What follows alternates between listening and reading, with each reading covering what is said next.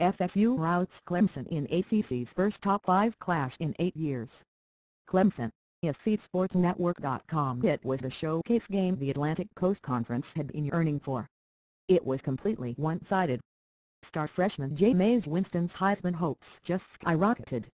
Winston threw for 444 yards and 3 touchdowns in number 5 Florida State's 51-14 rout of third-ranked Clemson in the ACC's first top 5 showdown in 8 years.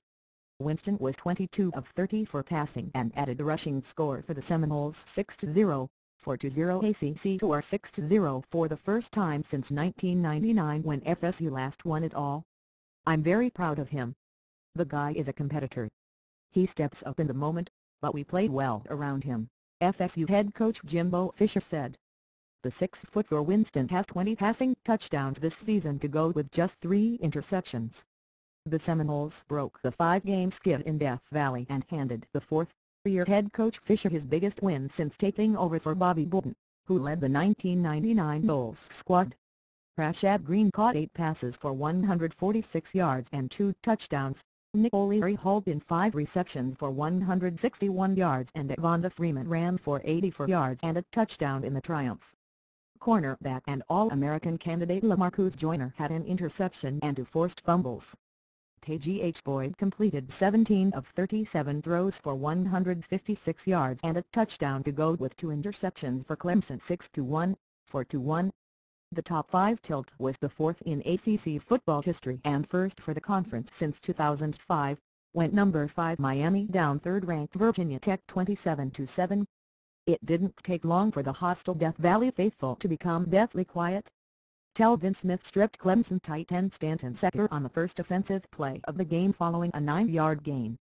Terrence Brooks recovered the ball at the Clemson 34.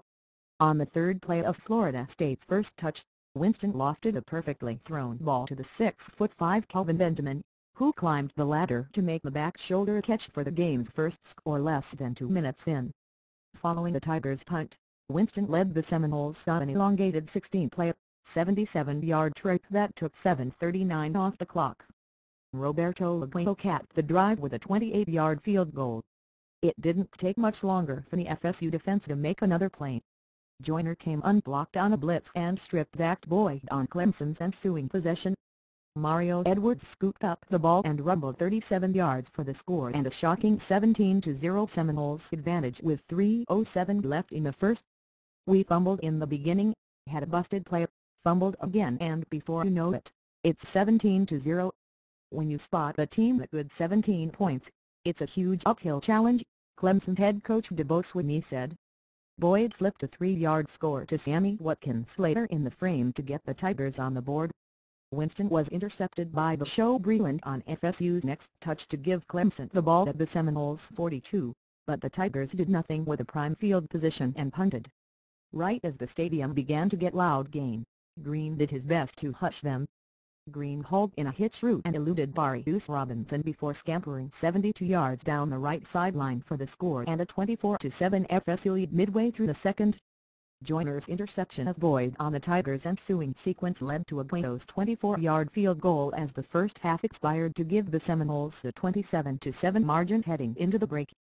Winston hit Green for a 17-yard score on FSU's first march of the third and later ran in from 4 yards out midway through the period to make it 41-7. Freeman had a 2-yard TD run early in the fourth and O'Leary's 94-yard reception led to a Aguayo 20-yard field goal for a 51-7 spread. Clemson backup quarterback Cole Stout rushed for a 2-yard score with 13 seconds left to conclude the scoring.